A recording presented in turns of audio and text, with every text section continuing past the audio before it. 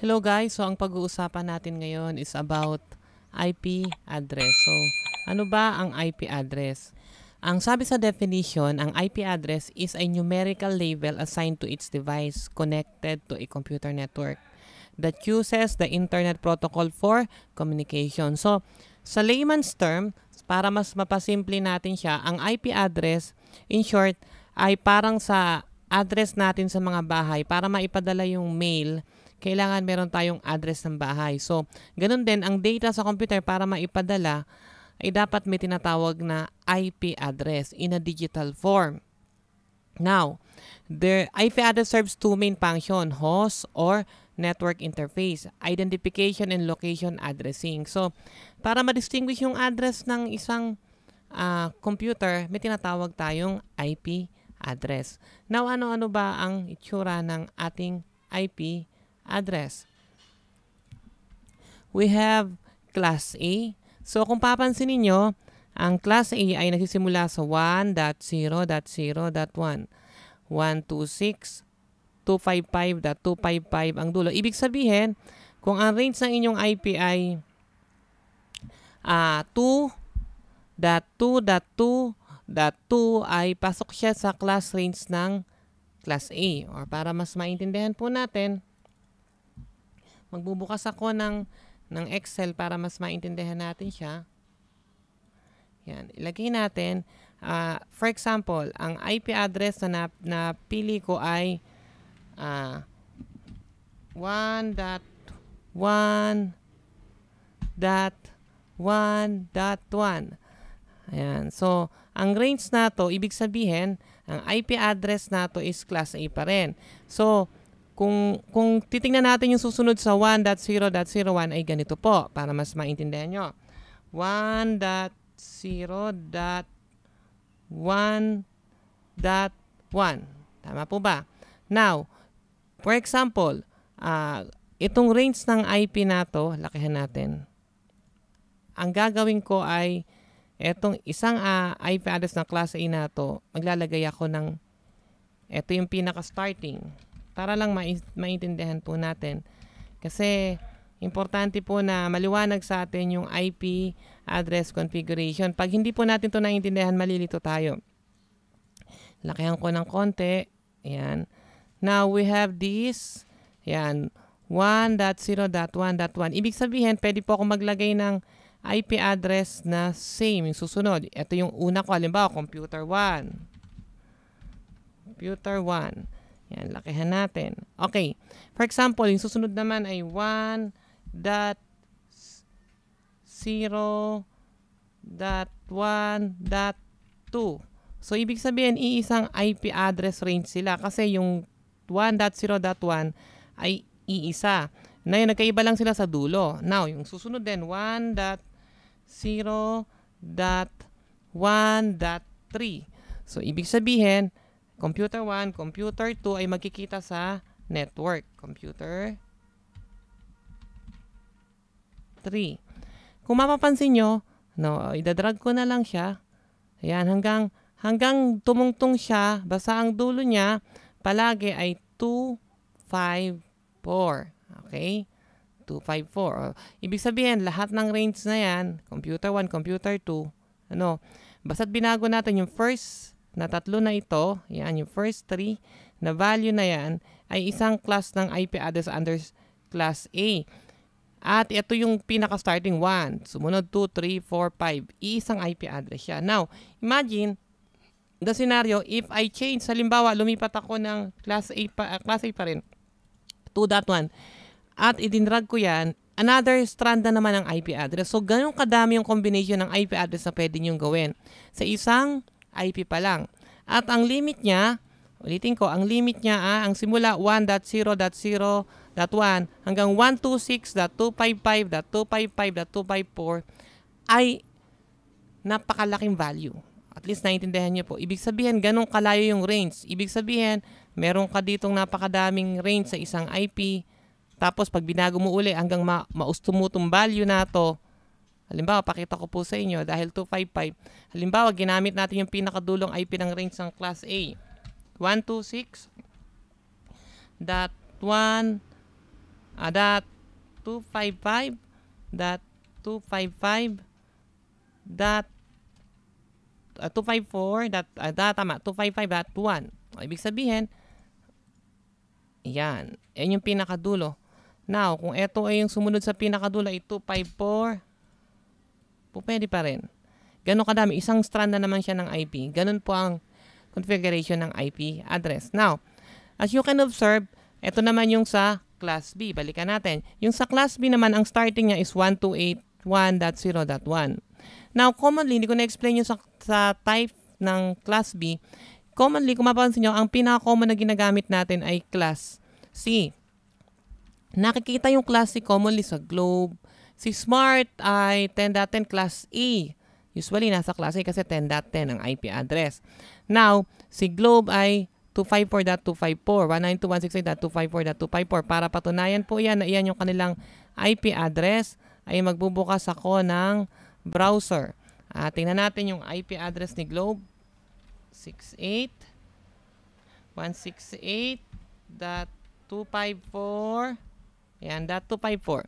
So, pag binuksan natin yung 192.168.254.254, makikita nyo, ito yung sa Globe natin. Lalagin lang po tayo.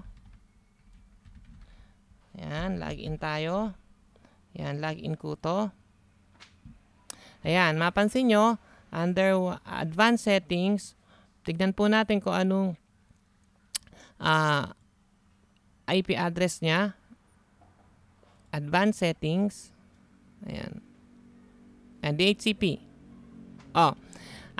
Mapansin nyo, 192.168.254 ang address ni Globe. Now, pwede po nating baguhin yan. Nababago yon. Pwede. Now, ang range niya is 100 ang start, DHCP to 200. Okay? 100 hanggang 200. Ibig sabihin, 100, 101 hanggang 200. Now, ito po yung IP address ni Globe. Ang katunayan na yan ay Class C kasi pasok po siya sa may range ng Class C. Okay. And then we have Class D. 244.0.0. Ang starting po niya 224. Ang Class C naman 2.0. Pero commonly ang ginagamit lang po typically for our network is hanggang Class C. Iba po ang gumagamit mga ng Class D at Class E. Parang reserve na po ito for mga engineers or separate networks na po ito. Now, yung ating pong network ay tinatawag na IPv4. Now, may IPv6 na po. Mamaya i-discuss natin. Now, static IP are needed. So, meron po tayong tinatawag na dynamic at saka static. So, most users don't need static IP address. Static IP address normally matter more when external device or websites need to be remember your IP address. One example is VPN.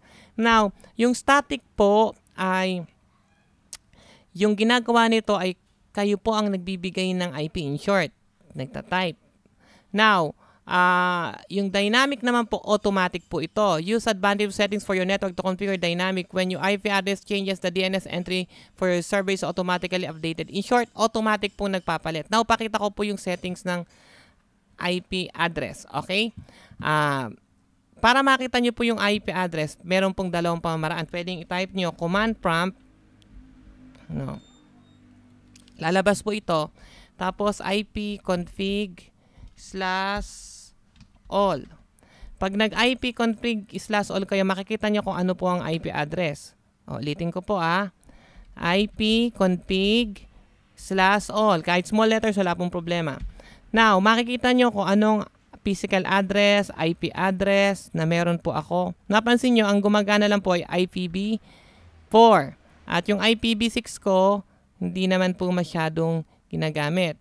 Now, ang purpose po nito, makikita nyo kung anong IP address meron ako sa aking computer. 192.168.0.1 din yung default gateway. Mamaya may papakita po akong tutorial para mas maintindihan nyo yung tungkol sa gateway. Now, pwede rin ay ganito. Pupunta kayo ng control panel. Tapos, pipindiin nyo po yung network, sharing center, at change adapter settings. Tapos, kiklik nyo po yung status. Pag kinlik nyo po yung status, lalabas to. Napansin nyo po, nakalagay, internet, IPv6. IPv6, no internet access. IPv4, may internet access. At kung mapapansin nyo yung details, yung physical address pa rin, same. IP address, parehas. Now, pag nag-advance po ako dyan, properties, ayan, IPv4 properties, napansin nyo, naka-automatic po siya. Now, ang kagandahan po ng automatic, kapag naka-automatic, hindi na kayo mamumblema, kusang maghahanap ng IP address ang inyong computer. Pag naka-static naman, ay kayo po ang magta-type. Halimbawa, ang preferred nyo pong IP address ay IP address natin 192.168.0.102. So, ang gagawin ko, 192.168.0.103 ang gagawin ko. Apply ko. Okay. May kulang po ako. Missing. Default gateway natin, 192.168.1.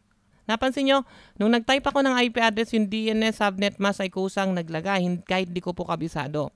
Now, 192.168.0.1. 0.1. Okay ko. Now, kung mapapansin nyo, pag nag-type po uli ako dito ng IP config all, ang IP address ko na ay nabago ba? Tignan po natin na 192.168. Tignan po natin. Hindi pa pala nabago. Close ko muna. Close. Tignan po natin. Tignan natin kung mababago. Yan. 192.168.0.3. Nabago po siya. Now, ang static, ang advantage niya sa mga laboratories para ma-identify kung alin yung PC1, PC2, PC3. Now, kung dynamic po kasi at tuwing bubuksan nyo yung computer lab at pinatay nyo, mag-uunahan sila sa IP. Ibig sabihin po pwedeng hindi magkatabi yung 1, 2, 3, random, kung sino unang nabuhay at unang nakakuha ng IP. Kung naka-static po, fix po yun. Kaya lang, once na may tumungtong po sa same IP, magkakaroon kayo ng conflict. Now, sa dynamic po, hindi nagkakaroon ng conflict. Ano po? Kasi matic po, nagbibigay ng IP address ay yung computer. Din-distinguish niya kung ano yung available. Now, ang i-discuss ko naman sa inyo ay ano ba yung tinatawag na binary. So, ang binary ay 0 and 1. Yun lamang po yung naiintindihan ng ating computer.